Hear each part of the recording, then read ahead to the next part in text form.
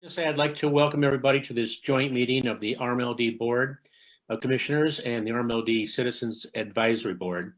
I'm going to call the meeting to order for the RMLD. And Jason, if you could do the same for the CAB.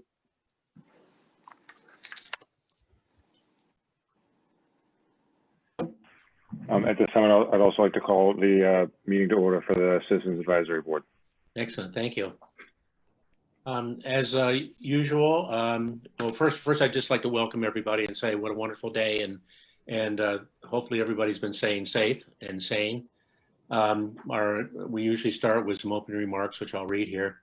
This meeting of the Reading Municipal Light Department RMLD Board of Commissioners is being recorded via Zoom for distribution to the community television stations in Reading, North Reading, Wilmington, and Linfield. The RMLD Board of Commissioners recognizes the importance of hearing public comment at the discretion of the chair on items on the official agenda as well as items not on the official agenda.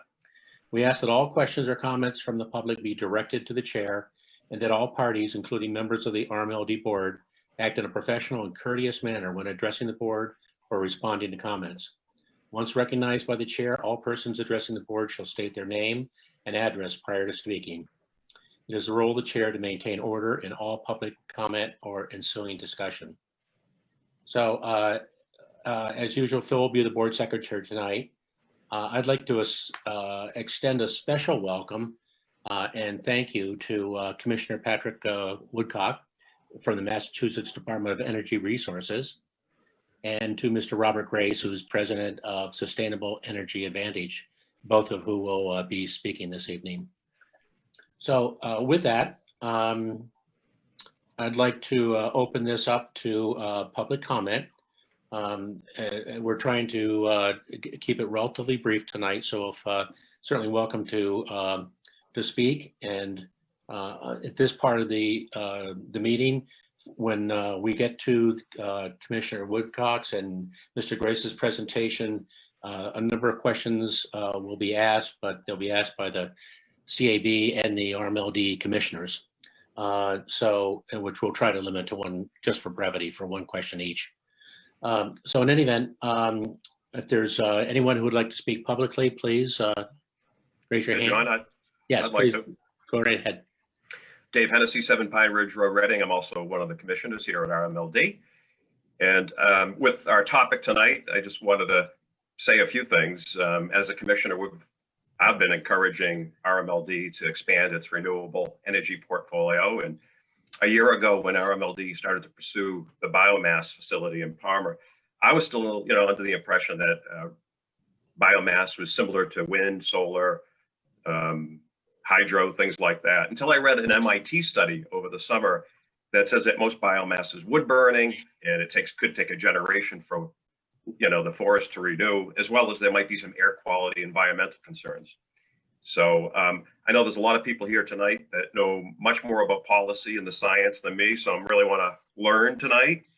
And lastly, I just wanted to say, if somebody is building a similar facility and planning to build one in Reading, I would want those regulators to ask the tough questions to make sure it was good for Reading, and I think we should do the same for the people in Palmer. Thank you, Mr. Hennessey. Anyone else care to comment? Yes, Ms. Haight. Yes, hi, good evening. Laura Haight with the Partnership for Policy Integrity. Thank you for letting me join you. I was hoping to be joined by a resident from Springfield, where the proposed Palmer biomass plant would be built, who could really talk about the personal impacts. Already, as you all have heard, there's serious air quality issues. Springfield has been called asthma capital of the nation, and now with COVID, there's even further concerns about any proposal that would further degrade air quality. But I just wanted to give a quick update on where some of the developments since the last meeting, which, as you may have heard, the legislature passed a climate bill, which did create a standard for MLPs. And that standard, they specifically excluded biomass for 5 years and required the Baker administration to conduct a health study as well as a climate study on the impacts. And I think that's a really important development because there's been a lot of discussion about carbon emissions, and I could talk till you all pass out from boredom on CO2 emissions and, my organization's concerns about how they're calculated and competing scientific studies. But, you can't sort of wish away the air pollution from this facility. And it's a very big concern for the community. Also, Senators Warren and Markey sent a letter in urging the Massachusetts DEP to revise or reconsider the permit. The permit, you might know, is almost more than a decade old, I believe. The legislature's bill was vetoed, but I believe there's going to be more. You'll hear about that. The Springfield City Council passed a resolution urging that this plant not be built and also opposing the new RPS proposal by the Department of Energy Resources. The Attorney General's office, Maureen Healy, sent in detailed comments to the legislature, raising a lot of concerns about DOER's proposed changes to the RPS standards. My organization joined another letter.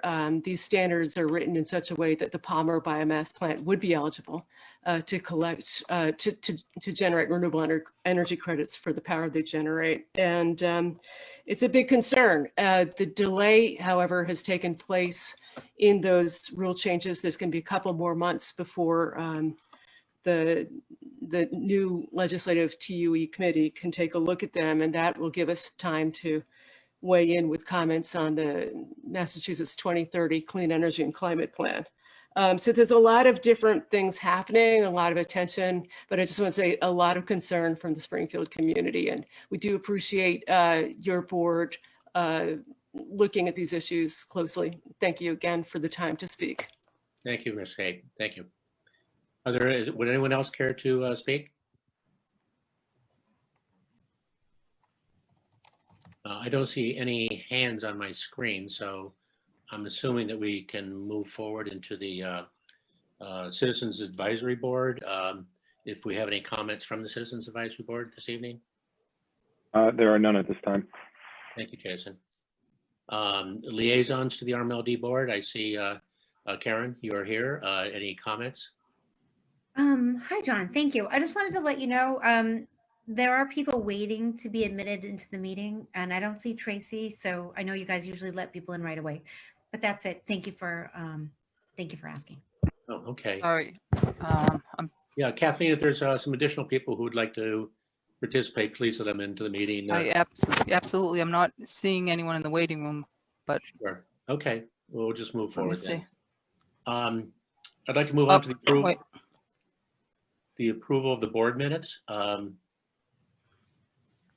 Mr. Pacino? I'm admitting others.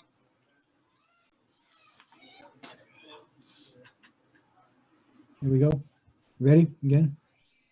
The others coming in, or we got other people? Yes, there are others coming in. Okay, well, I don't know. We'll I wait till we get it, Okay. apologize. Just let us know when they're all in.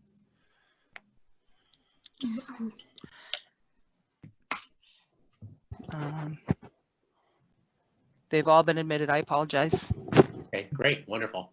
Right. No worries. right. Welcome, everyone. I'm sorry you missed the first couple of minutes of this, but if anyone has any public comment to make, we just had a few speakers.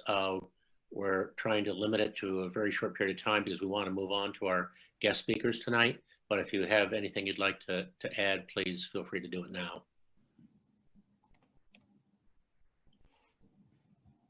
And I don't see anyone requesting anything on my screen, so I'm going to move on to the minutes. Phil, if you would. Okay. Move that the board approve the meeting minutes of June 18th, 2020, July 16th, 2020, July 23rd, 2020, August 20th, 2020, September 16th, 2020, and October 22nd, 2020. Meetings on the recommendation of the general manager. Second. Also on the recommendation of the Secretary Pro Tem. Second that too. Yeah. That was second by Dave Hennessey. Yes. Okay, thank you. Ms. Pacino, aye. We need a roll call vote on that, Phil. Yep. Ms. Pacino, Roll aye. call vote. Mr. Stempak, aye. Mr. Hennessy, aye. Mr. Talbot, aye. Excellent, thank you. The general manager's report, Colleen? A couple of updates. We mentioned last meeting that we were running a customer satisfaction survey. It's kind of the last part of our organizational requirements. That satisfaction survey was conducted by Great Blue. The phone completed 400 residentials and 88 commercials. The online completed 1,208 residentials, 22 commercials. The final report from Great Blue we expect on January 29th. And I would be asking for a recommendation to have Great Blue do a presentation in February for the next board meeting as well as the CAB meeting. The Heat Pump 101 customer webinar that we're running is tentatively planned for the last week of February. Abode will assist us with the presentation, and please watch for details on that. The high school art contest to launch within the next 2 weeks that's based on electrification, safety, etc. The winning art is to be used for the cover of the 2020 annual report, as we've done for the last 3 years, to reduce costs. The art is all being submitted electronically. We'll be working on the 2020 annual report over the next few months. The CAB and the board members should think about whether they want to use the same photos, and I need one from Commissioner Coulter. Thank you. The EV workshop is going to take place now in February. That's the tentative date for the entire. We should be going over, what our programs is to date, and then have a round discussion between EV owners. We'll begin planning that shortly for February. Extension of the DOER MLP solar rebate.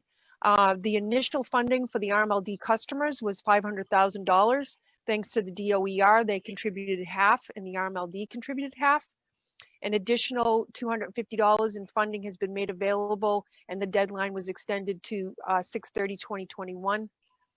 $550,000 has been paid or committed to 51 projects, an average size of 9 kilowatts to date. So kudos to everyone for that, and the extension continues. So please give IRD a call for that information.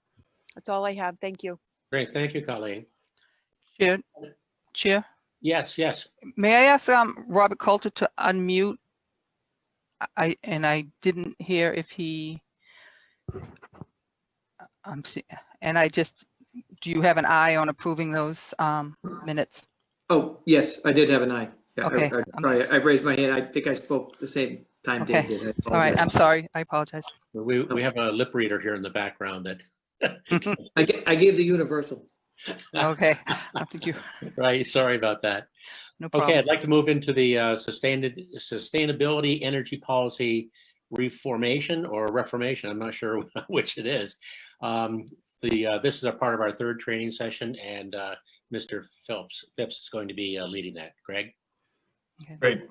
Okay, so I'm going to kind of walk you guys through what we're going to do for the next hour. This is session 3.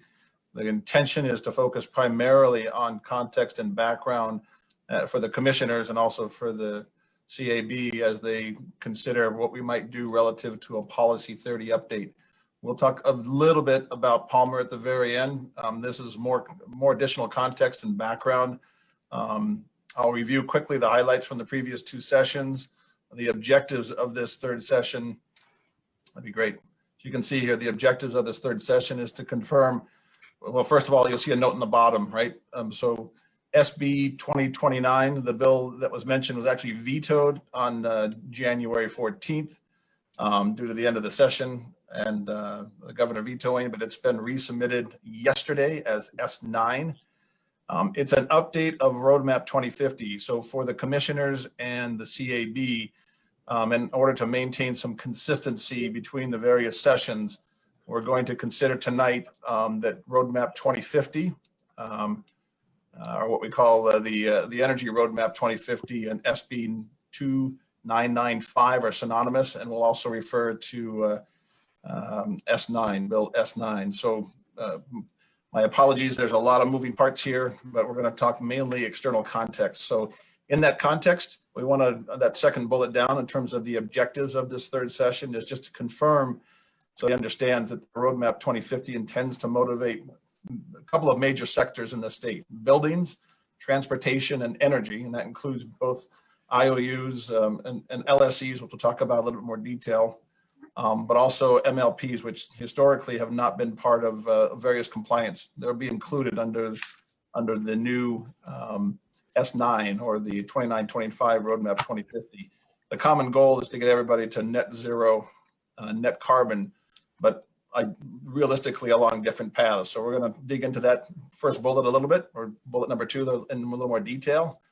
We're going to dig a little bit. Again, we're going to try and compress a lot into a short period of time, and we're going to rely on Commissioner Woodcock and Mr. Grace to help us understand some of these contexts and some of this background. But that third bullet is understand that regulations can be tailored to accommodate both the IOUs, the LSEs, and the MLPs, with the recognition that those different primary energy players run different business models. They're different size, different scope, have a different mission. So we're going to talk a little bit about that in the context of how you, as the commission of RMLD, think about updating Policy 30.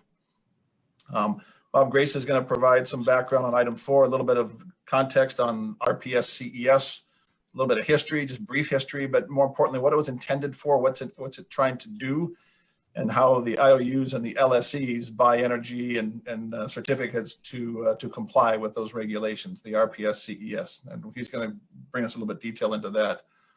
And then Commissioner Woodcock will also, between the two of them, will help us understand how Roadmap 2050, or now SB 2995 or S9, is intended to drive both the MLPs and the IOUs and LSEs to all of us along different paths to non-carbon compliance by 2050.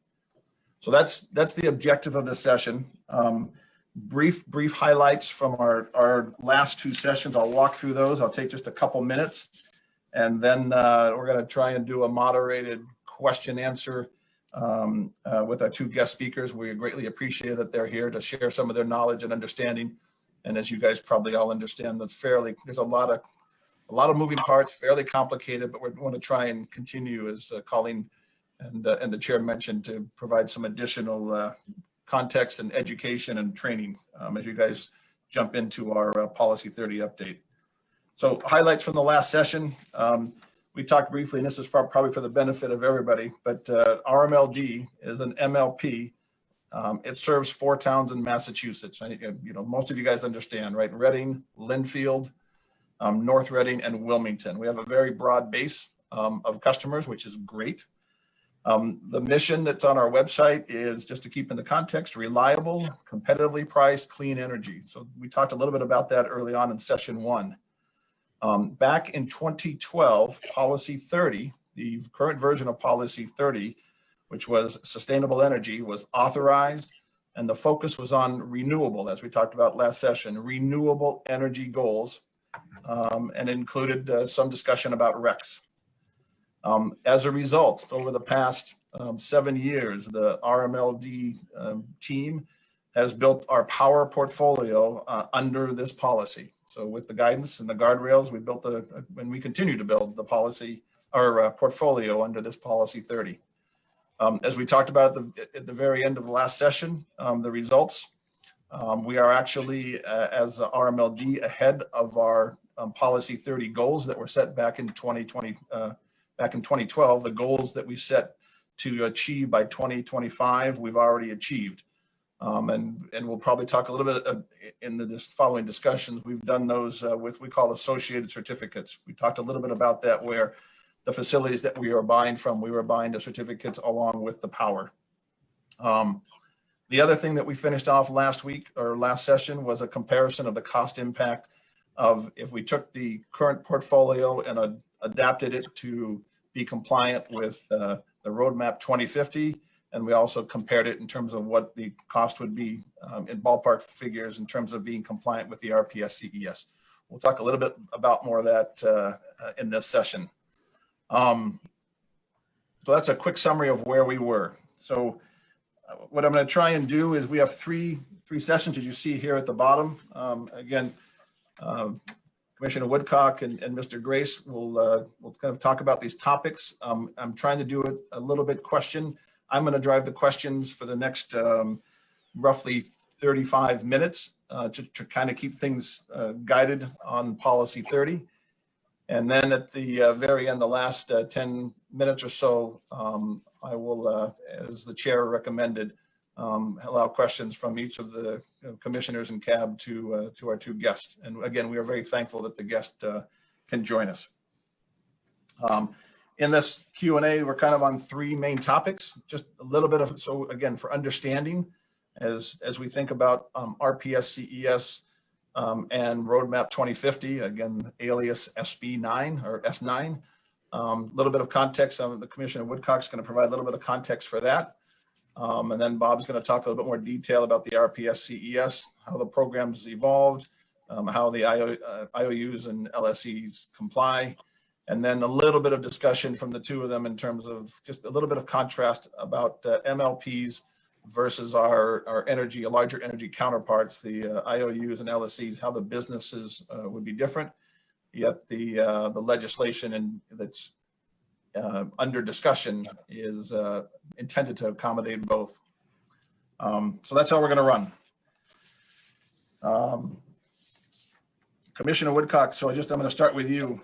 Just a couple of quick questions. We'll probably take maybe 15 minutes. So I'm going to kind of guide you along the thought process. Three main topics, but one just real quick background.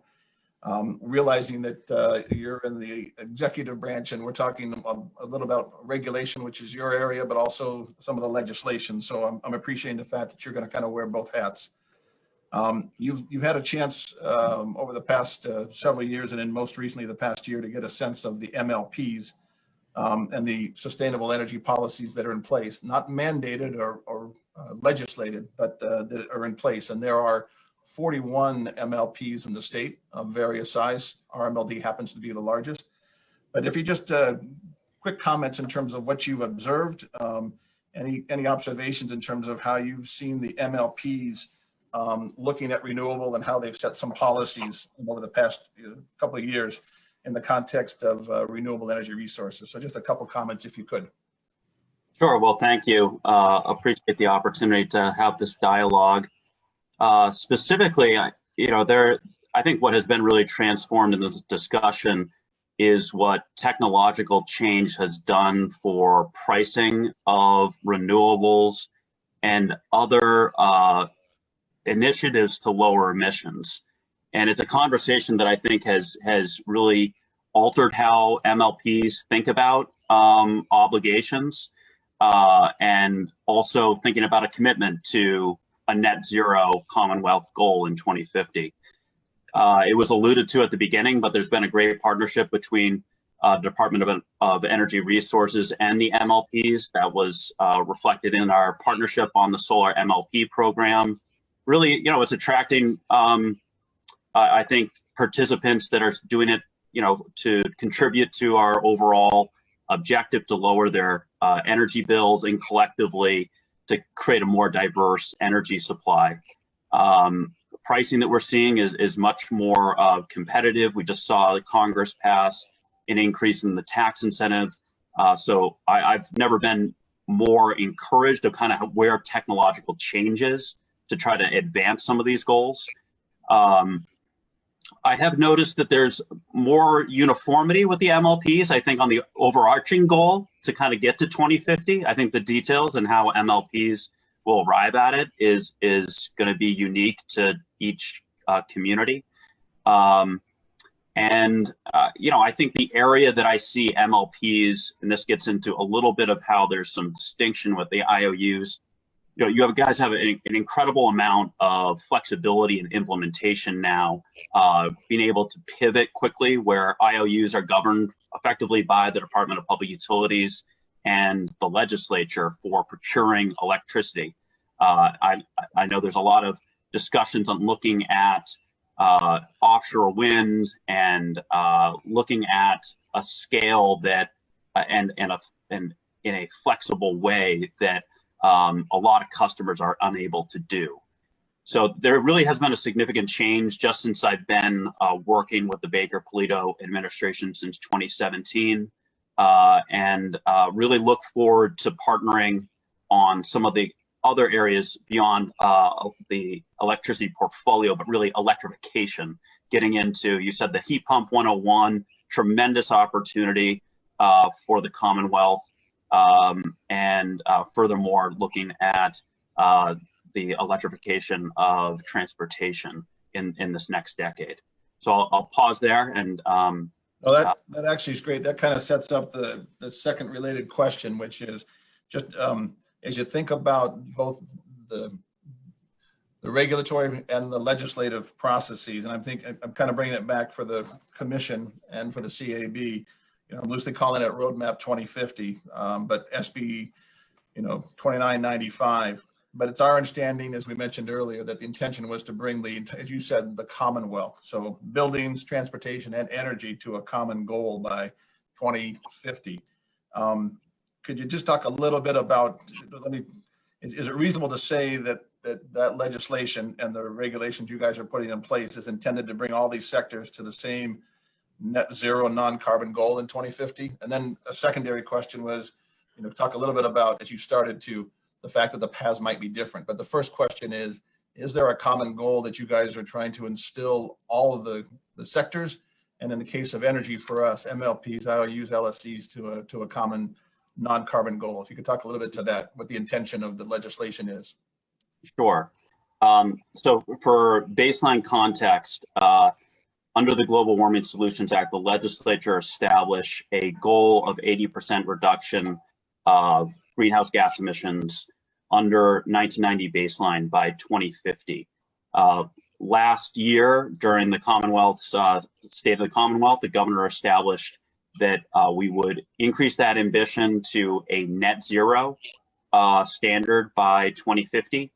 And as articulated by the Secretary of Energy and Environmental Affairs, that requires at least 85% reduction economy-wide by 2050, and additional land use sequestration, soil-based mechanisms can be used to also meet that net zero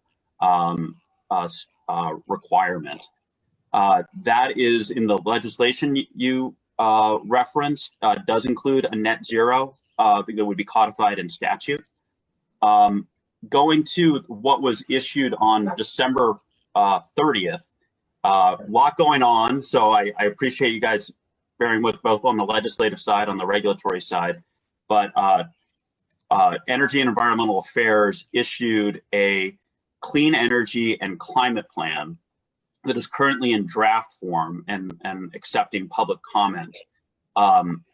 That was also, along with that was issued a Roadmap 2050 that informs our climate, energy, and climate plan that assessed if you were going to use all the. No. We just lost you, I'm afraid. Hey, Patrick. Pat. Oh, Patrick. We I'm just sorry. lost audio, yeah. Yep, sorry about that.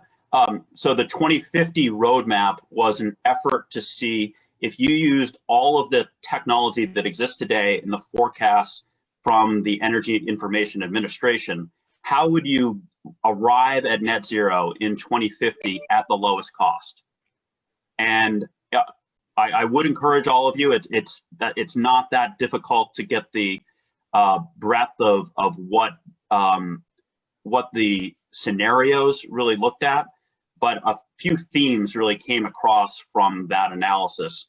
One is that electrification will likely be play a significant role in a 2050 plan.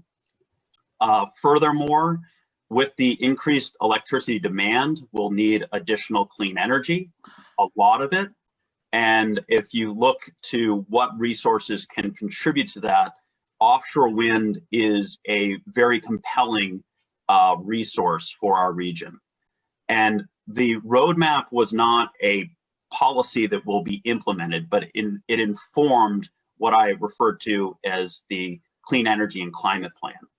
And that plan, again, in draft form, really targets of what are the policies that we should put in place today to start achieving our 2030 goals and put us in position to achieve our 2050 goals.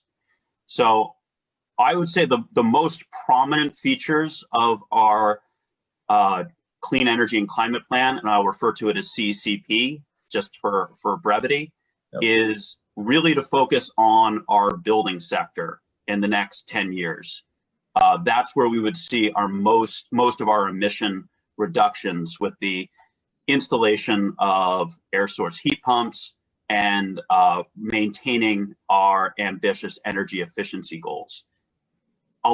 I'll note one area that has a specific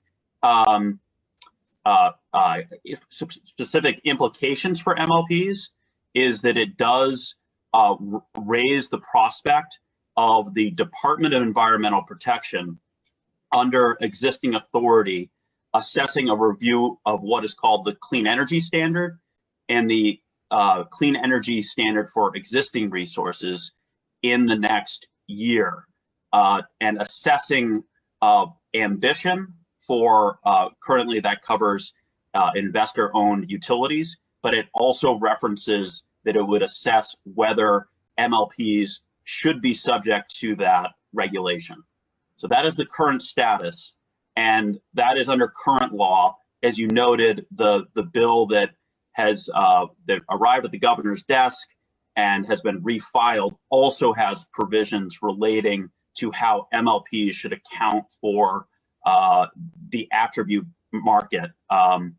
So I'll stop there on the CECP, and that's the key component that I'd say for MLPs as you think of your electricity supply. That's great. Thank you. But I'm gonna probably come back to do a little bit of contrast compare with the ML in terms of how the regulations and legislation accommodates, more specifically in the energy sector, the different scale of providers, MLPs of various sizes, and then the IOUs, LSEs to get to that goal. But this is probably a good transition to let Mr. Grace give a little bit of background and context, because he's going to talk a little bit about the RPS and CES, the existing legislation that currently does not apply to MLPs, but does apply to the IOUs and the LSEs. And so I know Bob's got a couple of, because there's a fairly, compliance requirements fairly complex. He's got a few slides just to kind of walk the commission and the CAB through what's involved. So Bob, if I could kind of let you walk through a little bit of history, kind of describe how the RPS CES is accelerated and the goal of building renewable energy generation resources. Talk a little bit about the various compliances and the complexity of the RPS CES standard. And then we'll start with those two questions and then continue on. Go ahead if you would. Great. Can everybody hear me? Yes, sir. All right. Excellent. Now, if you wouldn't mind jumping to the next slide, please. Yep. Thank you. So just to give a little bit of history of, I know we talk a lot about the RPS and the CES, and it's perhaps helpful to understand the context for where MLPs like Reading can and should go to understand how the investor-owned utility realm works, how we got there. So this first slide is just a quick summary, a brief history on how this evolved and why. It all started in 1998 with the Electric Restructuring Act, which introduced retail choice on supply. So the investor-owned utilities world, that vertically integrated world, evolved into load-serving entities, the entities that actually provide supply to customers, and the electric distribution companies, National Grid, Eversource, Fitchburg. A big part of that was mandating the adoption of the Renewable Portfolio Standard, or RPS. It was one of the first in the nation. And the key feature was that it required all retail sellers of electricity, who are often referred to as load-serving entities, to provide an annually increasing minimum percentage of their retail load with new renewable generation assets that came online or expanded their production after restructuring. Those were put into regulation in 2002, and after establishment of a certificate tracking system, the NEPOOL Generation Information System, as a means of tracking certificates for all generation, but specifically for compliance with the RPS. That started in 2003. Initially, it was basically the RPS. Now we refer to that as Class 1 because over time, a number of other things were added to it. Over the years, there were additional layers, new classes, eligibility tweaks, increases to targets. In 2008, the Green Communities Act started layering in support for pre-restructuring renewables, what now is referred to as Class 2, in two different categories, waste to energy and non-waste to energy. Support for targeted renewable generation types to jumpstart specific markets. Those are the SREC or solar carve-outs as part of Class 1. Creating means for funding additional types of resources to meet a variety of related policy goals. The primary one there of interest is the Alternative Energy Portfolio Standard. Along the lines, there have been changes to eligibility and rules to try to align the details with evolving objectives, and changes to RPS class targets, mostly acceleration, extension in time and acceleration of the rate of increase for the new renewables of Class 1, and some potential changes to price caps of some of the various tiers, something perhaps Commissioner Woodcock might come back and speak to at some point if it becomes relevant, as his agency has recently proposed to reduce some of the Class 1 alternative compliance payments or price caps.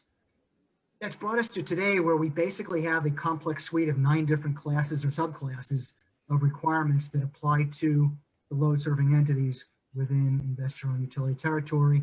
And complementing those RPS mandates are a series of procurement policies. As Commissioner Woodcock had referenced, the offshore wind as an example, also what's referred to as Section 83D that was used for procuring large hydro, and the tariffs that are used for procuring solar under the SMART policies are examples of those. Could jump to the next slide, please. So what do those 9 standards look like? What do they and what do they mean? So I'm not going to read through everything here and talk in the details, but the blue rows, basically the 2 tiers of RPS Class 2, waste to energy and non-waste energy, as well as the CESE, which is run by the Department of Environmental Protection. They're all basically focused on maintaining the existing renewables and other non-carbon resources. So they generally have flat targets over time because they're looking to lock in and protect the discrete existing portfolio. The tan row there, Alternative Energy Portfolio Standards, that's really focused on supporting other technology goals. So that is creating a funding source for combined heat and power, flywheel storage, fuel cells, renewable thermal. The green rows are focused on increasing renewables. So we have the Class 1 RPS, probably what you hear about the most, and what we started with. We have the solar carve-outs or SREC, which were interim policies in effect to really stimulate distributed solar generation. We've gotten that to the point of being a relatively mature industry, and over the next several years, the SREC carve-outs will be phasing out, and that supply will become Class 1. So by the time 2030 is rolled around, there won't be an SREC carve-out anymore. And then you have the Clean Energy Standard, which is complex in many ways in that it wraps around the Class 1. In effect, Class 1 is a carve-out from Clean Energy Standard. So it incorporates it but goes beyond and creates demand for either more Class 1 supply or some other alternatives, like the large hydro under the Section 83D contract and some other low carbon supply.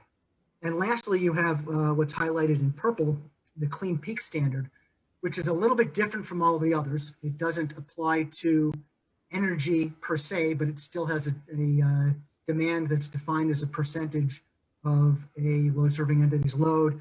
And the purpose of that is to stimulate resources and technologies that can supply electricity or reduce demand at times of peak. So that's really driven to create the means to integrate a large volume of intermittent renewables and replace the fossil fleet and be able to keep the lights on. So you can see here that the targets increase dramatically over time for some of these, and for others that they are fairly constant. If you look at the sum of targets, the first of the two gray rows near the bottom, you can see a little bit more than 30% of load now when you add everything other than the Clean Peak Standard up. And eventually, based on what's currently on the books, that would get to be 120% of load by 2050. Some of those may be adjusted because at the end of the day, I'm not sure that requiring more certificates than the amount of load is where the rules will ultimately settle. I've also highlighted here with a number of asterisks that there are a number of these tiers that are being considered or proposed for changes.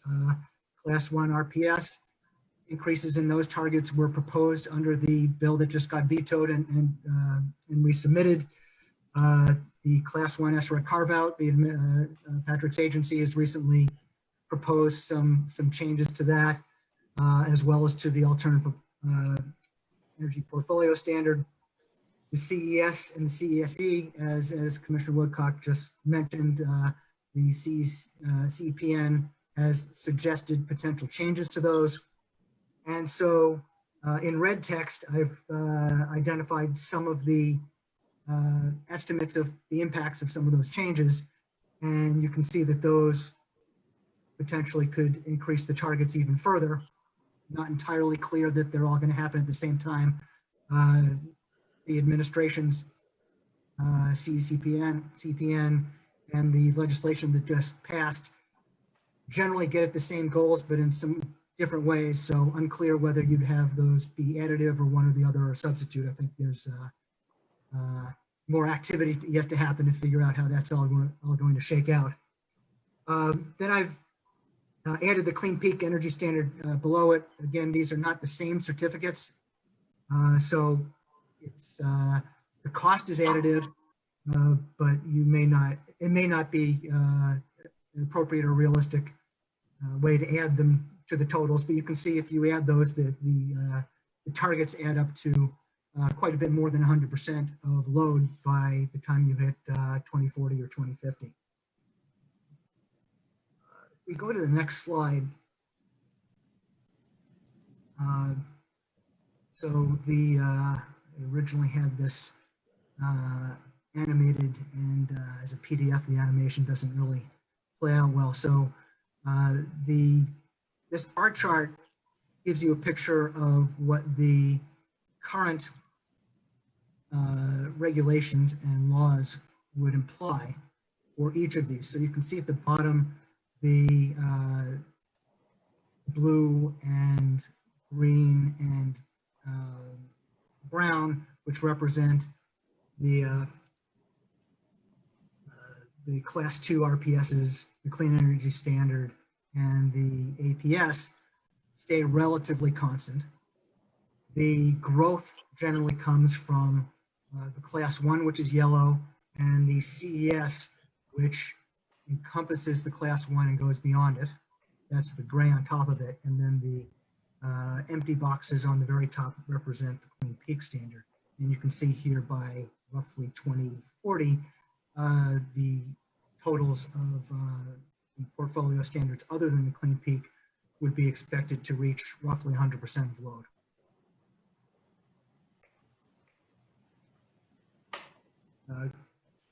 Red, did you want me to get into the next slide now as well, or did you? Yeah, I think it'll be a good transition, and then I can, because you'll talk about the comparison, and then I'll ask Commissioner Woodcock to kind of follow up on your discussion as well in terms of the rate. So this is intended to kind of set the stage of the differences from a business perspective between the IOUs and LSEs and the MLPs, and then I'll have Commissioner Woodcock kind of follow behind that. So go ahead. So I think of all of these as portfolio obligations, whatever they are, and with respect to how they apply in the load serving entity, two load serving entities in the electric distribution company territories. there are a few different aspects here. So the obligations apply to suppliers. They started in 2003, and these apply to load serving entities that are the competitive suppliers, as well as the EDCs in their role as providers of last resort. So that's basically today basic service. Those customers that haven't chosen a competitive supply source are still served by the EDCs effectively as a pass-through. They don't have a commercial interest as much as an obligation, and they don't maintain portfolios to do so. Most of the commercial industrial load today has already left utilities and use competitive supply from load serving entities. Historically, most of the residential and small commercial and industrial customers have not taken competitive supply. They have been on basic service until recently. There's been a big boom in community choice aggregation, started throughout, I think it was something like 140 of the different municipalities in the region, and very recently, Worcester and Boston, the biggest of them, have launched community choice aggregation, many of which incorporate a standard offering that includes renewables in excess of the minimum standard. In any event, this is an opt-out aggregation, which is going to lead to the majority of supply being through competitive supply, and utilities ultimately having a very, very small role in terms of meeting the obligation. So the implications are that load serving entities generally have no long-term customers.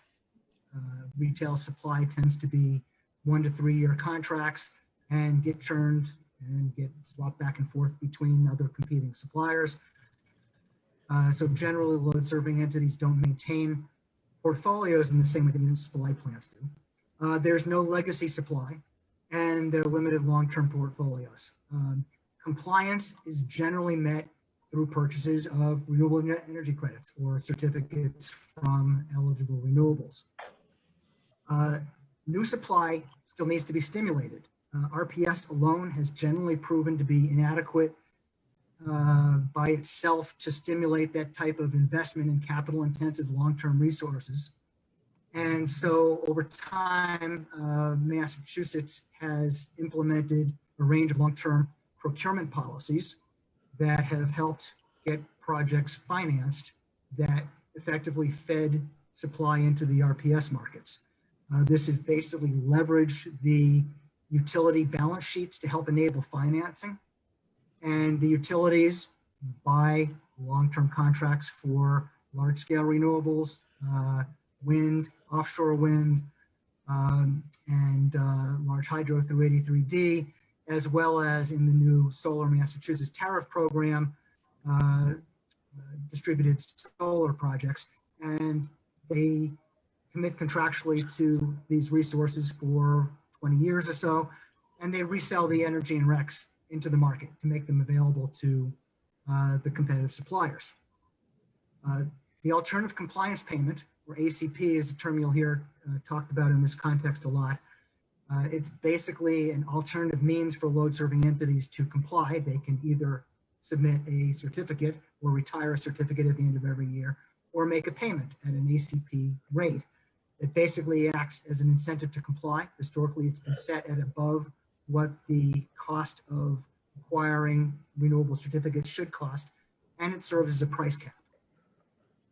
And perhaps Commissioner Woodcock will talk about later the DOER has recently proposed to reduce that level. It has been roughly $70 a megawatt hour, and it's been proposed to reduce that for class 1 to $40. It's at different levels for different tiers as well. Contrast that with the municipal light plants, which, as you are well aware, are integrated utilities, don't have competitive supply. Generally started focusing on transition of portfolios later than in the investor-owned utilities territory. Because you are integrated utilities, you have long-term legacy portfolios. You have resources that are owned, you have resources that are committed under long-term contracts. And because of the stability of your customer base and the financeability of your commitments being backed by the assets of the wires and the credit and faith of the towns, you have the ability to commit to long-term supply that can enable financing. And that's really important in the clean energy space. So to conform to portfolio obligations with different eligibilities than what you have as resources already in your portfolios, you would need to shuffle certificates. You would need to potentially sell some that aren't applicable to the obligation or the policy that applies to you, and buy some others. An important last point here is that MLPs are ultimately accountable to the folks here at the board, the ratepayers and the town boards, which suggest a few things, that there isn't necessarily a need for a punitive level of penalty for a shortfall in meeting the laws and adopted policies. Having a ACP at a higher level is more meaningful in the competitive realm than in a realm where there's more self-policing and full responsibility, where the governance is potentially sufficient incentive to stimulate best efforts for compliance. So the point. Hey, Bob, let's pause here. I want to transition back over. I think what you did a good job in terms of providing some background of RPS and CES, the complicated nature of it. And this slide set the stage in terms of the inherent business differences between IOUs and LSEs and MLPs. And so I want to just shuffle back over, or transition back over to Commissioner Woodcock, and just have him, Commissioner, if you just talk just a little bit about the some of the key structural pieces that have, you mentioned earlier that both groups, the IOU, LSEs, as well as the MLPs, they're all going to be held to a common standard by 2050. But the S9, or what we were calling earlier Roadmap 2050, and S2995, but how the combination of regulation and legislation, A, will bring the MLPs into some level of compliance, and B, accommodate the fact that they're different businesses. Can you talk a little bit to that? Yeah, I'll certainly try. Maybe I'll give an example right now of how the regulatory context works for the investor-owned utilities. Oh, so give you an example, when we, and DOER, along with the utilities, conduct a competitive request for proposals for offshore wind. And in that review, we receive competitive bids back, and we assess as a bundled product the attributes, so the environmental attributes associated with the generation. So that is all of the 9 different attributes that Bob mentioned, and also the energy. And if you could assess the same way that you would look at a potential long-term contract, we are looking at what is the forecast of energy, what is the price of this contract, but we're also looking at what is the value of these contracts and what is the forward costs of meeting this obligation. As you can see, the obligation increases for our investor-owned utilities. So we will, these ratepayers will have to obtain them. So and as a result, unlike the investor-owned utilities right now, the MLPs will be looking forward under existing law, really at just kind of the energy and your own commitments, right? There's no statutory or regulatory requirement. Our own policy 30, for example, agreed. Right, exactly. So you mentioned that you have a policy that's been guiding you, but that has been individual to MLPs thus far. It really is an accounting basis that our Department of Environmental Protection establishes for accounting for greenhouse gas emissions. And I'll pause there because I'm about to go into some detail of how we account for things. but really the current methodology is looking at the environmental attributes that we have as a total Commonwealth that we retire in the state. We count that as a zero emission bid, even if those generating facilities are outside the state. So if we have a contract with a solar farm in New Hampshire or a wind farm in Maine, and those attributes are coming back to Massachusetts, we can account that for that within our portfolio. So the real central issue is that we don't want to allow double counting, and that's embedded in our entire NEPOOL GIS system. So you know, the idea long term that I think MLPs and the Commonwealth are going to have to work on is how do you align our current DEP inventory with what the MLPs are doing, so we're all. We lost you again. Yeah. Sorry. Ultimately in 2050 that we can establish that the MLPs have contributed proportionally to meeting the net zero targets. Good. Thank you, Commissioner.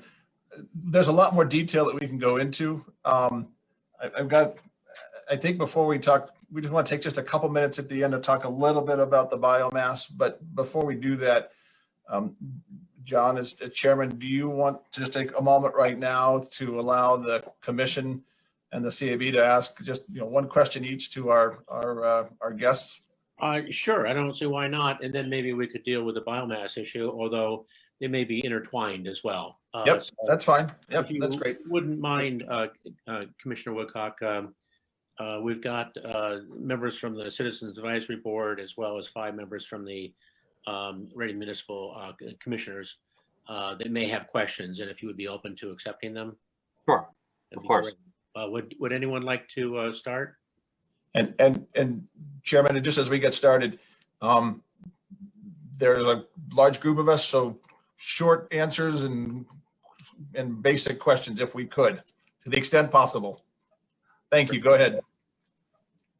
I'll be happy to start, Mr. Chair. Yes, go ahead. Thank you. And I do appreciate the need for brevity. So these are complicated matters. And so, we've had a good hour-long presentation, so maybe it'll take just a little bit longer than a minute or two. I'm very appreciative of the efforts that have been made on both the business side and the regulatory side to try to help the MLPs, have some good standards. The concern arises when rules and regulations, and I have a question coming after this, are relaxed in order to do that. It's going to come up with the biomass, but the biomass regulations in the RPS have been significantly weakened. And I'm just going to quote from the Attorney General, who says, Commissioner Woodcock, that they contain, that those regulations contain numerous provisions that may increase, not decrease, greenhouse gas and other harmful pollutant emissions, and that the analyses purporting to support those regulations appear to overlook important considerations, make unsupported assumptions, reach dubious conclusions, and show that the regulations may indeed have troubling emissions impacts. And it's the relaxing of those rules that enables a facility like Palmer to develop a business case, because they can sell the power to us and then we get credit for non-carbon emitting under this climate bill, and somebody else can buy the RECs, and so there's cash involved too. So that is sort of a form of double counting. My question is, how did it get to the point where anybody on Beacon Hill thought that municipal light plants actually wanted these things to happen with respect to biomass? I've heard that said quite a bit by a lot of people who are knowing what's going on up there. The last sentence I would just say before you answer that is, the municipal light plant boards in Massachusetts do not want inefficient woody biomass plants that are enabled by gutting the rules any more than do the people of East Springfield. And I think the proof of that is that only a handful signed contracts with this. In our case, we're taking a second look at it. I think we need to take biomass out of the refiled climate bill so that we're not kidding ourselves or our kids that this is non-carbon emitting. And Governor Baker has said he wants data-driven policy. The existing rules on renewable energy with respect to biomass are based on facts and science. Mr. Talbot, could you please limit your So my question is, that's the preamble, and I'm sorry, but we've had an hour, and this is a 2-minute question. The question is, how did it get to be that commissioners and lawmakers on Beacon Hill thought that municipal light plants wanted this to happen? I'll try to respond. Thanks for the question. So in current law, biomass is an eligible Class 1 resource.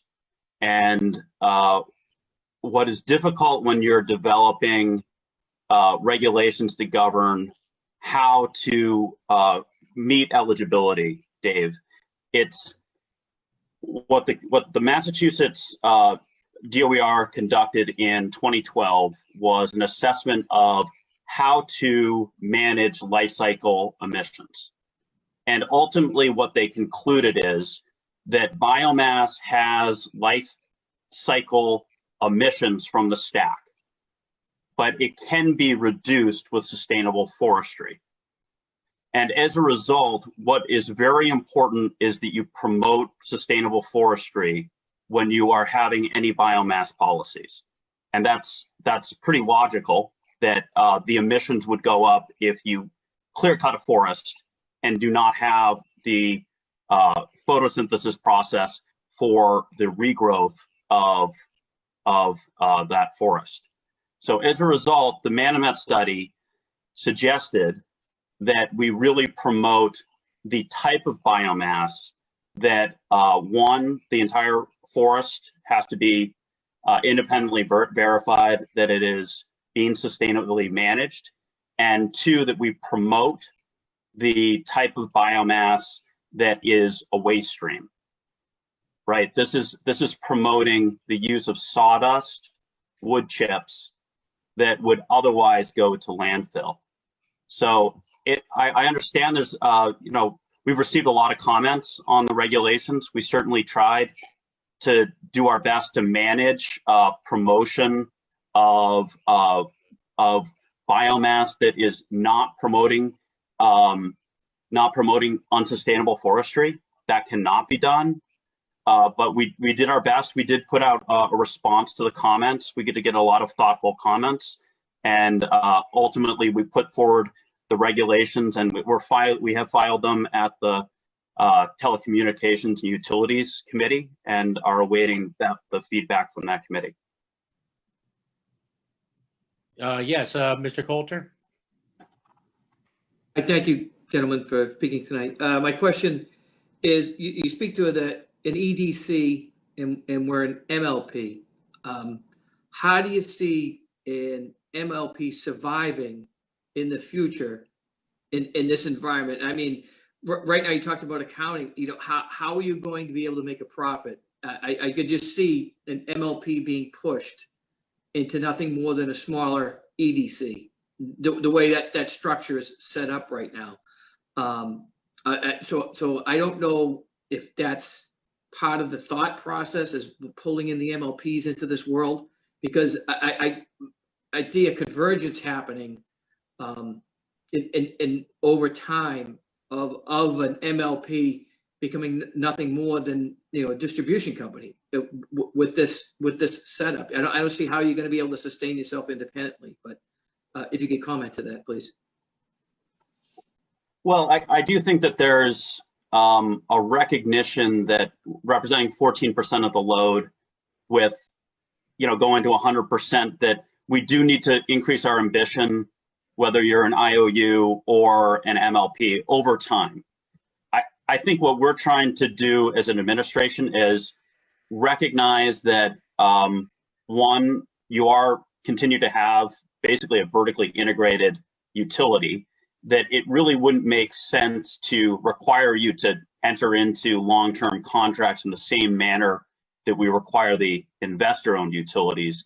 But I think that what we're attempting to do with the discussion about the CES and CESE is, could there be at least consistency for retirement of attribute markets that allows more flexibility. You know, CES includes and CSE includes nuclear, hydro, a breadth of different resources. And ultimately, I mean, I think the costs are coming down for these resources. So I do hope that this is not something that is punitive over time, but you know, meets the ambition that we require, but allows the flexibility for the MLPs to meet it. So, but to answer your question, all of these are, you know, we have a draft CECP, we have legislation that's pending. So you know, these are discussions that are occurring really right now about how MLP should fit into a net zero context. Thank you, Commissioner. Do we have any other questions from either board? Yes, Vivek, please. Yeah, hi. This is a question. I guess it'll go to Bob Grace. So Bob, you showed we lost your audio. A lot of different choices for building out. Sorry, can you hear me? No, only now can we hear you. I think you need to hold it close. Sorry. Okay, all right. Sorry about that. So Bob, you talked about several pathways to build up to net zero or even possibly beyond net zero, right? So if you look at that, in that projection, how much of that is based on biomass? I mean, if you really look at biomass, we're saying that the biomass has to come from waste and wood chips, right? And it's not to be, so there's a finite resource. So how much of this plan that you show actually talks about biomass? Do you have any idea? Sure. So for Massachusetts. Mm-hmm. So the important point here is that each of these tiers has a target, a percentage of load, and a set of potentially eligible resources. Biomass is one of 10 or 11 different types of resources that could be used for meeting class 1. In Massachusetts, very little biomass has been used or historically has been part of the total. Class 2, technically, non-waste energy allows biomass. I don't believe there's any class 2 that's currently certified. It's currently met almost entirely by legacy small hydro resources. Biomass would be eligible for the CES.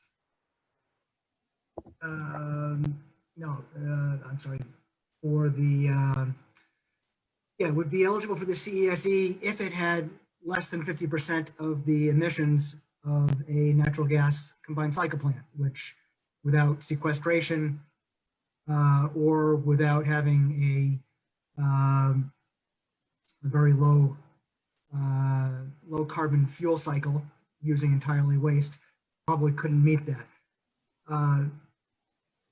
The portfolio standards are standards that give you a lot of flexibility in how to meet.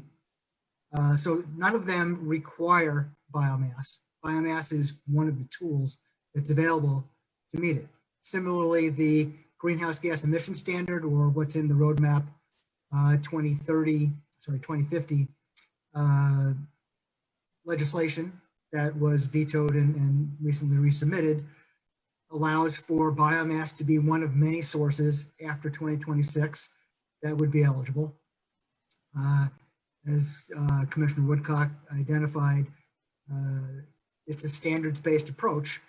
Biomass, the purpose of that standards-based approach is to understand that the greenhouse gas impacts of biomass can occur over a wide range. If you cut down a forest unsustainably, it's clearly not a good thing from a greenhouse gas perspective. Yeah. So thank you. No, so my point was that it's a very small number of that whole scenario, right? So when people are looking at renewables, they're primarily looking at new carbon-free sources, right? Yes, the vast majority. And demand response, right? And demand response as ways of really cutting back on load and carbon-free emissions. Yeah, and the demand response and energy efficiency is really meant to reduce the load. So the real solutions are going to come from non-biomass based options. The vast majority, correct. Thank you. Okay, are there any other questions from either board, please? Yeah, John, Yes, I have a Mr. question. Hennessey? I'm not sure if it's for Commissioner Woodcock or Bob. I'll let you guys decide. In wood burning biomass, I've heard it mentioned that wood chips, sawdust, tree trimmings would be the source. If that was to say that plant in Palmer is built and 5 years down the road, we run out of, in Massachusetts, sawdust and wood chips and all those kinds of things, would that facility be able to, per the Massachusetts regulations, to burn other things like trees that deforested lumber?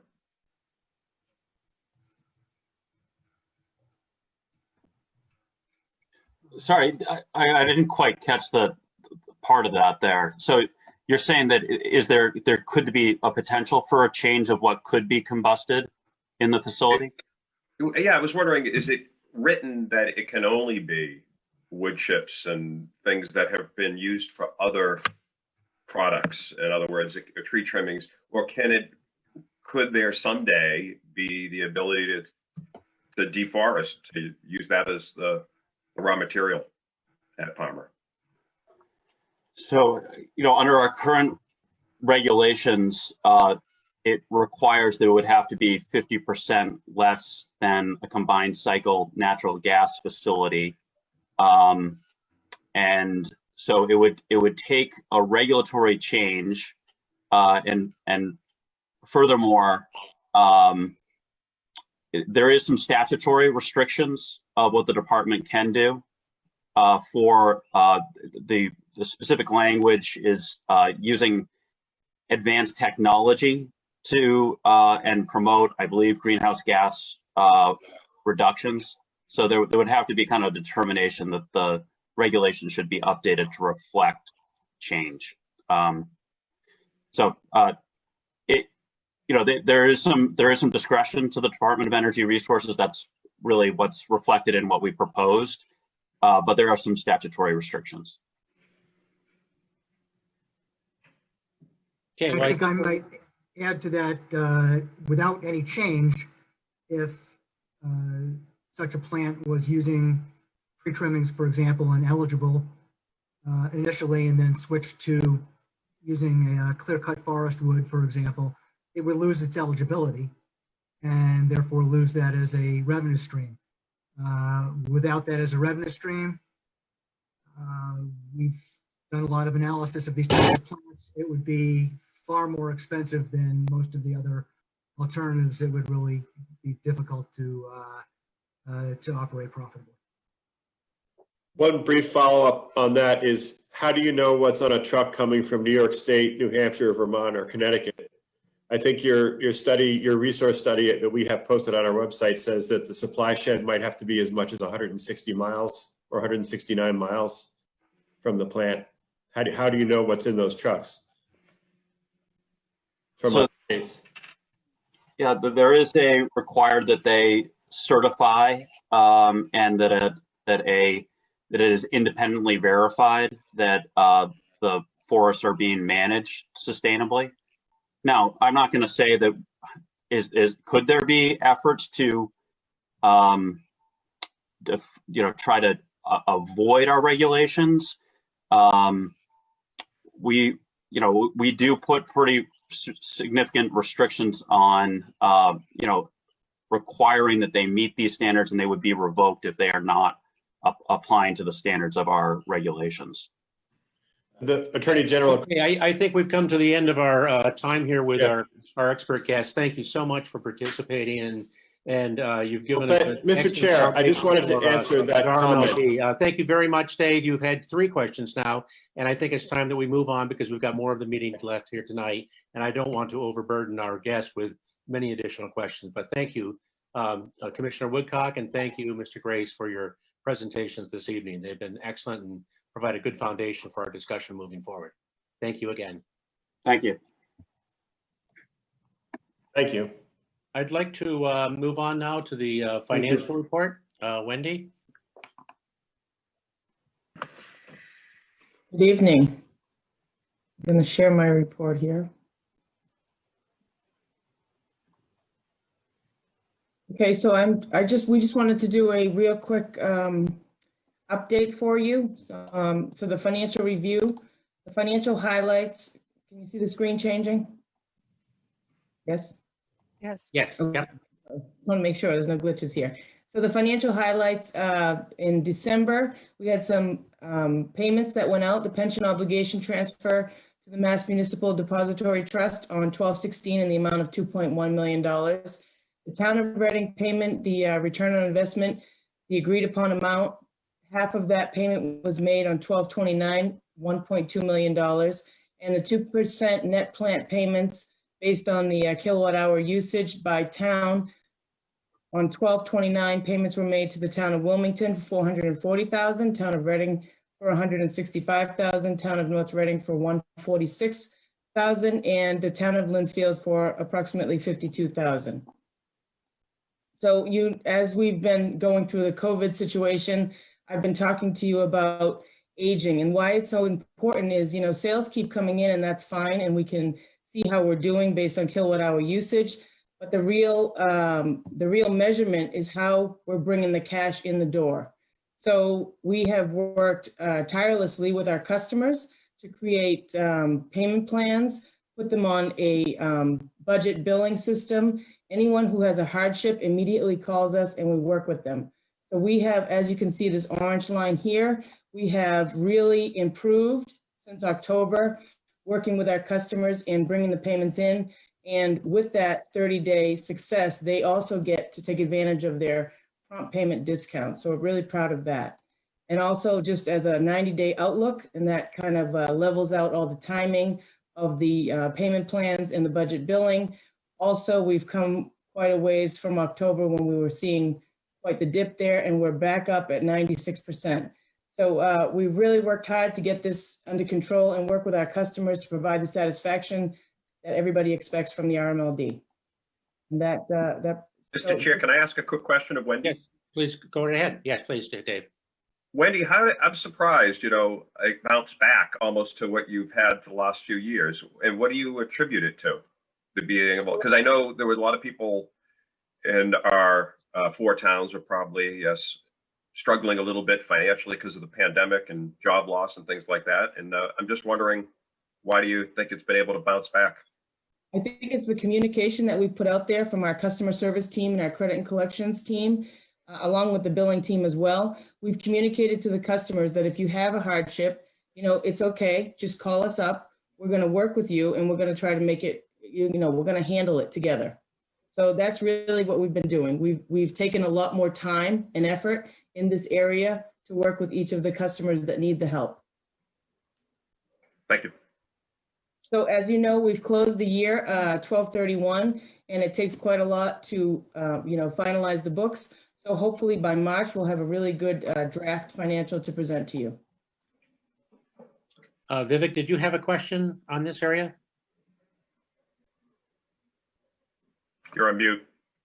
Sorry, I didn't have a question here. I had a question which I asked earlier. Oh, okay, great. Yeah, Thank you. yeah. I'm sorry, I didn't see that. So, John, just a question for you briefly. Are we going to have any more discussion on biomass today? No, we will not have it in open session. Okay, I thought like we were going to have because I just have one brief comment that at least as a CAB member, I just want to communicate. Please go ahead and communicate it. I mean, so it's come to, not to delve into it in depth at this particular So meeting. it's just come to my attention that the select board of Reading has sent a letter to the committee, I guess the TUE committee at the state, and also to the governor, asking them not to loosen the regulations for biomass plants. So Yes, that's correct. I saw that session yesterday. So I just wanted the other CAB members and some of the other people to know that. Thank you. Right. Yeah, thank you. Can we move on to the integrated resources report if there's no other questions for Wendy? Great. Chuck? Kathleen, if you could open up the presentation. Thank you. Oops, sorry. You see that? Yes. So part of the regular report, we have tracked how our loads have done through the year. Now that we've finished the year and we've gotten some of the other things moving forward, we're going to go in and take a look at what comprises the load, residential, non-residential classes, and see how we fared through the year, what was COVID related, what was weather related. But as you can see, the 2020 actual loads fared a little bit better than 2019 actuals, and about 3% below what was projected for 2020 in the E&E forecast. So all in all, I think we weathered things fairly well. Next slide, please. I didn't provide all of the detailed slides with this presentation, but we have been tracking how our actual costs have performed against our budget, and we're tracking at a little over $3.5 million below budget for this year. There are a number of factors to that. Capacity costs were down because loads were down in New England, and energy costs have stayed dramatically low. So we have not seen upward pressure in that area. So again, we've done better than anticipated for this year, with the load staying up and the cost staying down. Last slide, please.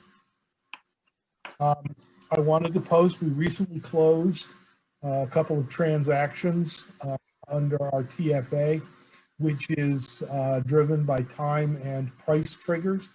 If the price in the forward market is below a 4-year historic average, we will buy peak off-peak energy and fill those blocks. So we recently, I believe December 30th was the date that we actually closed on the transaction. For this year, we bought just under 7% of our retail load at below the 4-year historic average for energy.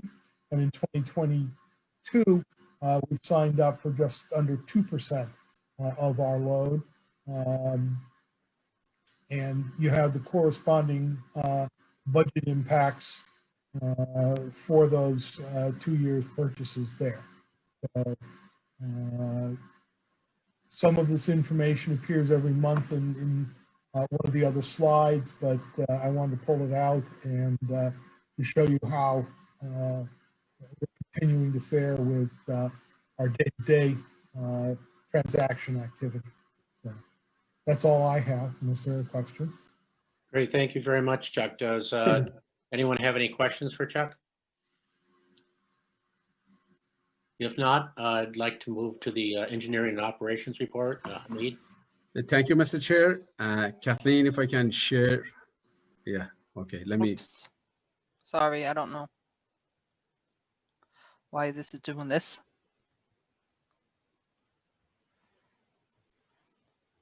Yeah, sorry about that. Oh, you're going to be doing the slides? Yep. Oh, okay. Did you want to share them? No, that's fine. You can't. Could you please go to the next slide? Okay, this slide is showing basically the reliability indices that every month I've been reporting to the board, which shows basically how our reliability is doing. I'm glad to announce that, again, this year was another successful year with good numbers, and I'm expecting probably to get another award from the APPA on having a great reliability in the Northeast region. So all in all, we are doing very well. So we closed the 2020 in good with good numbers, and we're right there. The next slide, please. The next slide basically is showing you the causes of the outages. As you see, we've had many storms, more storms than 5 years average to date. And, you know, we had lots of tree falls, we had lots of animal contact, and a majority of the equipment damages were due to tree falls and the animal contact. In spite of all of these, the reliability been really great, and you know we've been managing it in the best way possible. Next slide, please. This is I'm just giving you updates on the service requirements handbook that was published. Basically, it's on the website today. We put it on the website. These are what we did. We started this process last year, and we kind of did a study of 45, 46 utilities, municipals, and also some IOUs, looking for best business practices models, the incentives as far as electrification is concerned, energy efficiencies, the solar, the DGs. We did a study on that also, which we put the requirements that what customers they need to do and what the RMLD liabilities and responsibilities would be. On the primary metering, we have now new terms, engineering improvements that we made, lots of configurations, lots of tables, and also the technical drawings and specifications that we put into that to make it more user-friendly. And we also talked about the distributed energy resources based on this study that, you know, we recently did to show you that, you know, what the process and procedure is. And it's pretty much user-friendly for the customers to follow those. The next slide, please. The service requirement handbook's key revisions basically on the URDs, there are no changes. The developers are still going to be paying for transformers, cable installations, including the terminations and elbows. For the non-URDs, which are industrial, commercials, and apartment buildings, RMLD has raised the level of the transformation that it would provide for the customers to 750 kVA. And the customers, you know, to pay for still for primary cables and the labor. So this is actually moving, providing incentive for the customers, especially commercial and industrial, to move into our service territory. So it's going to be costing them less money to pay for the service, which is a great incentive. Again, this was the result of the study that we did to see what is the best model to follow for, you know, to follow based on the industry best business practices. And that's what we decided to raise that from currently, which was up to 500, not including 500. Now we raised it to up to and including 750 kVA, which is, you know, it's costing the customers less money for transformation. For the primary metering, RMLD has multiple requirements, and, you know, we considered the customers that, you know, have only one account and not multiple accounts, one account and over 1500 kVA of load single or cumulative. You know, that they're qualified, but it still requires the RMLD's discretion. You know, we need to look at other parameters like the difficult to access, the long primary distributions and stuff like that, that is being reviewed by the committee. And then, you know, we let the customers know whether they can have primary metering rates or installation or not. So there are many components, many moving targets that, you know, it's continuing to be being updated. And as we're making these updates and revisions, the revisions they're going to show in that document, so the people, they could see that, you know, what is the latest and greatest. The next slide, please. This one, basically, the service required handmade, you know, we made lots of improvements in the IRD programs that we're going to continue to promote energy efficiency, like Energy Star appliances. We're also promoting the electrifications, which mean the heat pumps program, the EV chargers, panel upgrades, and outside appliances. That you know, we have a section there that shows basically what those are and how the customers could benefit from those programs. And again, we continuously, the committee is looking into the best utility business practices in order to update them, make sure we follow the, you know, that model. The next one, I guess that's it. If you have any questions, I'll be more than happy to answer them. Great. Thank you very much, Hamid. Are there any questions? Yes, Colleen? Yeah, I just wanted to add, thanks, the committee did a good job. This service requirements handbook has been on the website for many years. It's very comprehensive. It's very typical for large utilities to have these. John and Hamid had a committee to run through it, and we're going to continue to do that because as best utility practices change, we'll provide those updates. It is posted today. If you want to take a look at it, it is geared probably more towards developers and commercial. And Joyce is going to send out a press release on it as well.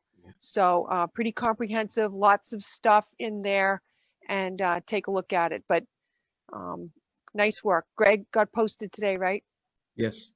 Okay, great. Very good. Very good. Thank you, Mr. Chair. If I may, I'd like to take this opportunity to thank my assistant, John McDonough, also the committee members and IRD and everybody and Wendy's group. Everybody, they did a great job to providing inputs and doing the research. It took us 1 year really to do the deep research to put this document together, but I think we got a great product. And I think the other utilities, they're gonna follow our basically model. Thank you, Hamid. I'm very proud of this, that what you folks have done is not just here, it's incrementally, you bit by bit over the last X number of years, just continue to make the RMLD a much more professional place to operate in. And I have to commend you. It's in every single area, whether it's integrated resources or in engineering or in the administrative area or in finance, all the areas have improved so much from 7 or 8 years ago that you wouldn't recognize the place if you had come in at that time. So my hats off to every single one of you. You continue doing a fabulous job. Thank you, sir. Yeah, and I'd second that, Hamid and John and Colleen. On the engineering side, so many great things have happened. Getting the system back in shape. I don't think I've had my power out in 6 years. I like to hear that, Dave. Is that a good thing or bad thing? It's good. Well, it's good. You have solar, so you're not going to be out. That said, I think we have a motion as well, Hamid. Yeah. Thank you so much. I appreciate it. Yeah. If you could go to that, appreciate it. Let me set. You ready? Let me go to that. Okay. You good? Yeah, go ahead, please. Move that bid 2020-30 for Station 4 air conditioning project be awarded to Ambient Temperature Corporation for $104,600 pursuant to Mass General Laws, Chapter 30, Section 39M, right, as the lowest responsible and eligible bidder on the recommendation of the general manager. Second. Any discussion? Okay, do you want me to explain about the bid? Would you? Okay, this basically is a cooling system for Station 4. The control house, it's really running hot, and that's going to reduce the thermal capacity and thermal ampacity or current carrying capability of the feeders at that substation. So in order to prolong the life of the equipment, as well as improving the ratings of the cables and the getaways going out of the station, we decided to put this cooling unit, which is very sophisticated, and it's gonna, basically improve the overall operating conditions there. We sent the bid to 26 bidders, and only 2 responded. Neeland Construction Corporation and also Ambient Temperature, and the Ambient Temperature was the lowest responsive bidder. The Neeland Construction, it's a construction company, and one of the requirements for the bid was that you need to be specialized in HVAC. So that's why that you see that they didn't meet the requirements. And then, for 104,000, they're the lowest bidder anyway, Ambient Temperature. So the bid is being awarded to them. Just a little bit more, if I may talk about this project to see that, it's really complicated. It's not that, easy.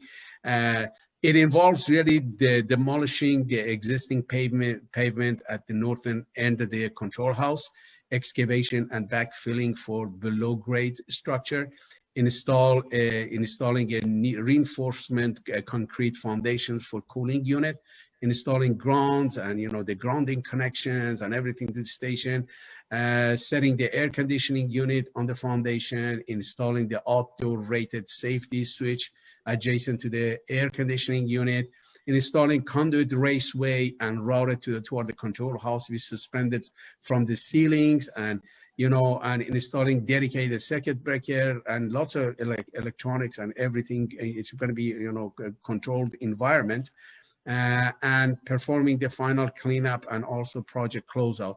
So it's pretty involved. So it's not just the cooling unit that it's going there. We got a good product. And I think you've convinced us. Is there any other discussion on this topic? If not, could I call for a roll call vote, please? Mr. Hennessey, aye. Mr. Stempak, aye. Talbot, aye.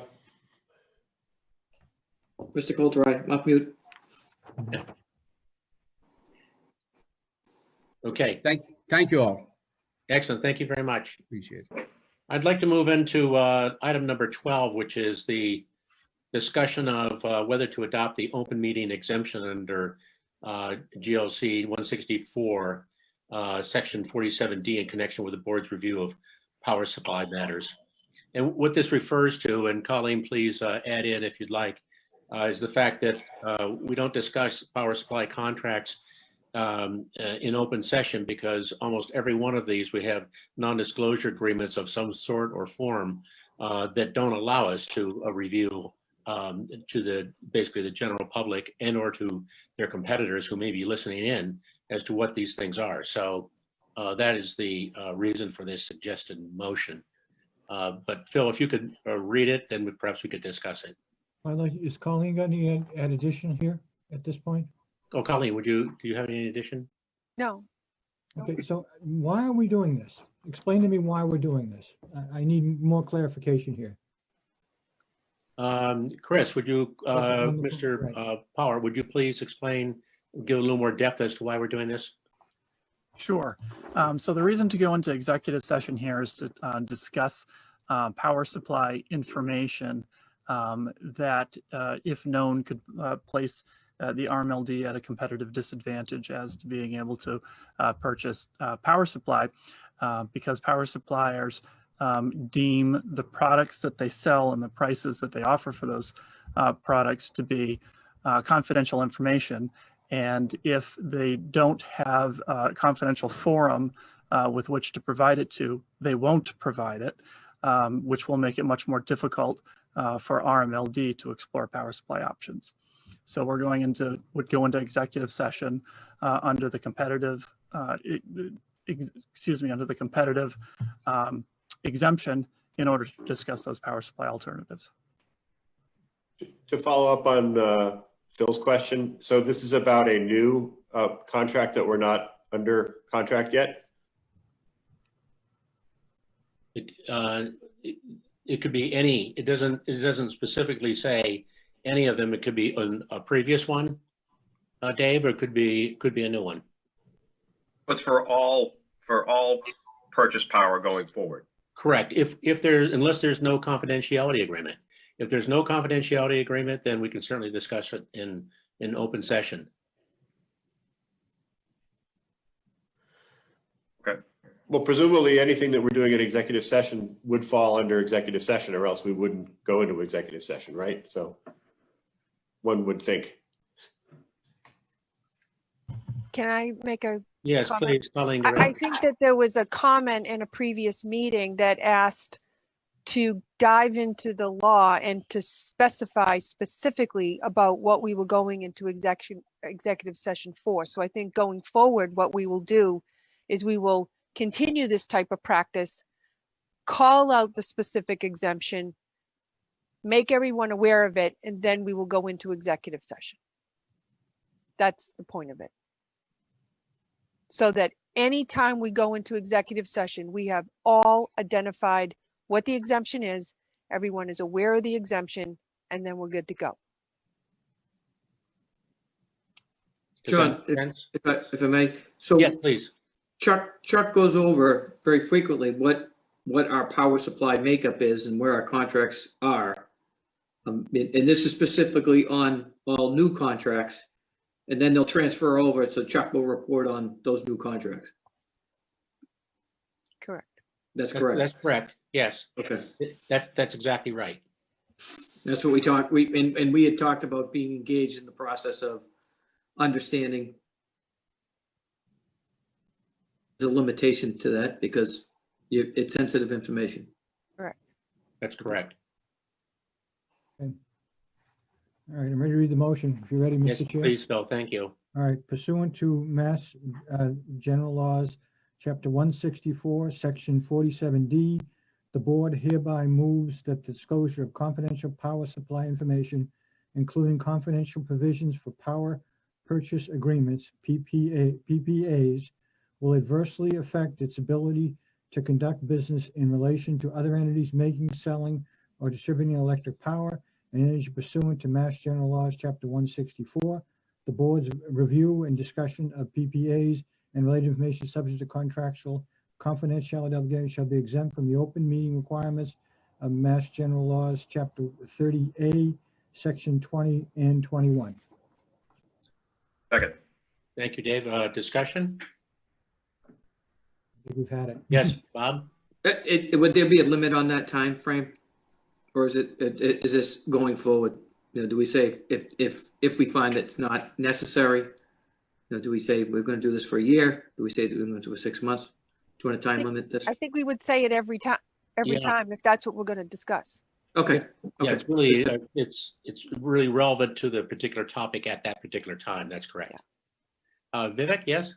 So I just wanted to understand: does the CAB have? Doesn't the CAB also get to make recommendations on power purchase contracts? Just one clarification. Jason, help me here. Yes. Okay. Yes. Yes, you do. So do we go into the executive session discussion here today? But I don't. Do you go into executive session as well? I believe you do. Don't We you? do go into executive discussion. Right. So if there were a power supply contract that we've discussed, and we would bring it to the CAB, then if there's a non-disclosure type of agreement, confidentiality agreement associated with it, then you too would have to take it into executive session. Yeah, no, so I'm just curious, since we have this as a joint meeting, so I just want to know if this is a Sure. topic that's going to be discussed, if it's going to be open to the CAB or is it just open to the board? Well, this particular session is just open to the board. And then what we do we would bring that to you, the CAB, and you would go into executive session as well then to discuss it. Okay, thank you. I guess my question is, how is this different than how things have been done over the years? I'm a little foggy on that part. I thought I had explained that. We had some standard language that I think, you know, met the obligation of taking an exemption when we went into executive session. But I believe that someone had indicated that they wanted more detail about the law in a motion before we go into executive session. So each time we go into executive session, I will re-review the law and we will come up with a new motion instead of just that one we used to, you know, that one liner we used to read.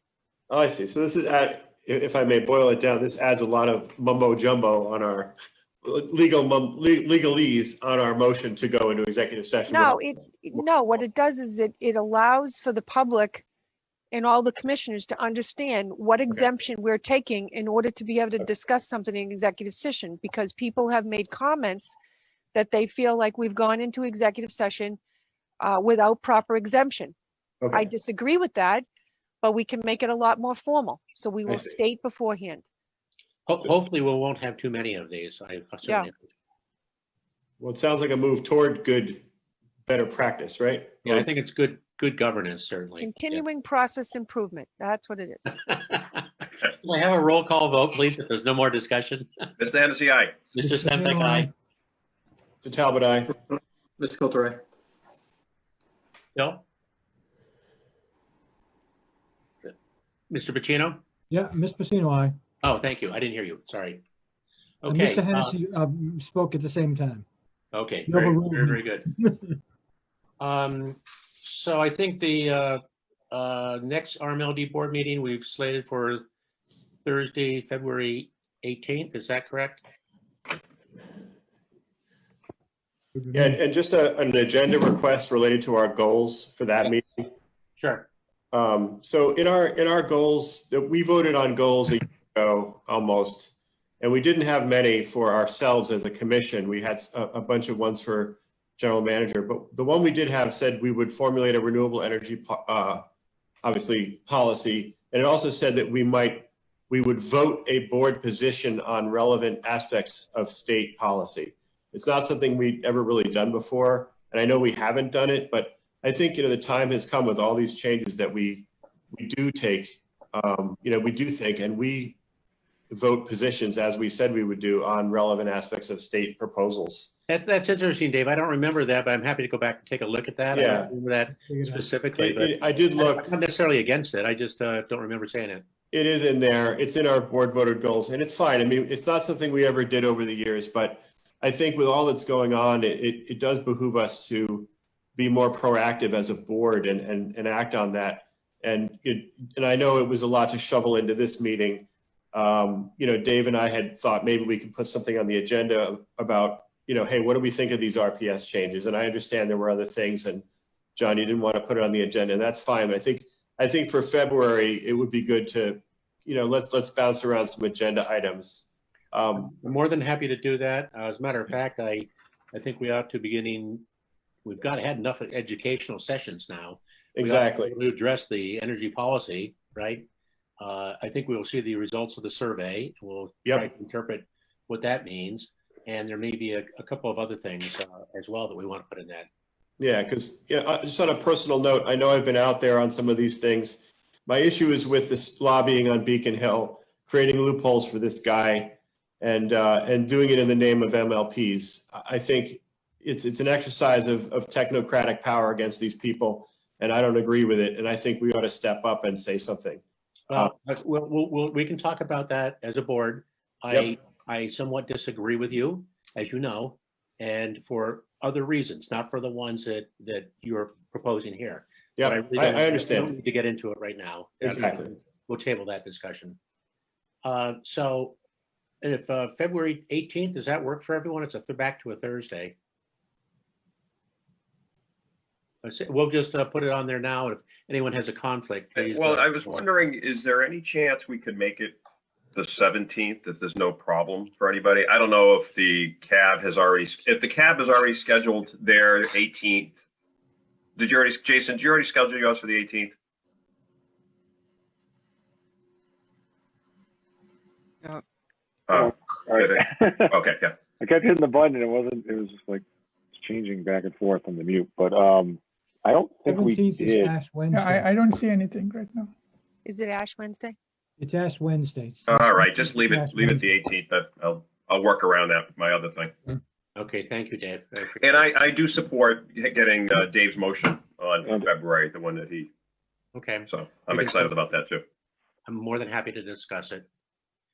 So Jason, the CAB meeting, that's okay for the February 18th then for you, for the CAB? I believe so, but I'd like to, Kathleen, could we send an email to the group where there's only 2 members here tonight? Yes. I'm available. I don't know if Vivek's available. Yeah. But we should make sure we have a quorum, so I don't think we can answer that right now. I'll send an email out tomorrow. All right, thank you. Okay, so I think the next item here is, Jason, you need to adjourn the CAB meeting if there's no other questions. I don't have any, Vivek, are you good? Yep. Quick, John, who should I attend that meeting? Are you slated to attend it? Tonight was my slated time. So. Oh, okay, then sure. Yes. Why don't you do? Okay. That'd be great. Bob, you could have snuck out of that. Wow, you're a good guy. Expected you to. Kind of guy. You could have got 2 birds with 1 stone, and you didn't allow it to happen. If you can hang out with Vivek and Jason, why wouldn't you? That's what I said. Thank you, Bob, for stepping up. That's awesome. That's great. So, right. Jason, if you go ahead. I'm sorry. Yeah, I was going to go ahead with, I think, what you're going to ask, and that is to adjourn. So at this point, I'd take a motion to adjourn. Okay. I recommend that we adjourn this meeting. All right, and then there's only two of us, so I also second it. And at this point, the Citizens Advisory Board meeting has been adjourned. Excellent. Thank you very much. Very good. Thank you guys for joining the meeting with us tonight. This was hopefully both educational and we've all learned something tonight. Thank you for having us. Thank you. So let's see here. I'd like to action item here, a motion, Phil. Yeah, move that the board go in executive session to consider the purchase of real property for the construction of a new substation in Wilmington and to discuss confidential, competitively sensitive, and proprietary information in relation to a potential transaction with an energy power supplier in connection with the purchase and sale of electric power and energy, and to return to regular session for the sole purpose of adjournment. May I have a second? Second, and that was exciting to hear it for the first time, Phil. Okay, can I have a roll call vote, please? Mr. Pacino, aye. Beck, aye. Hennessey, aye. Talbot, aye.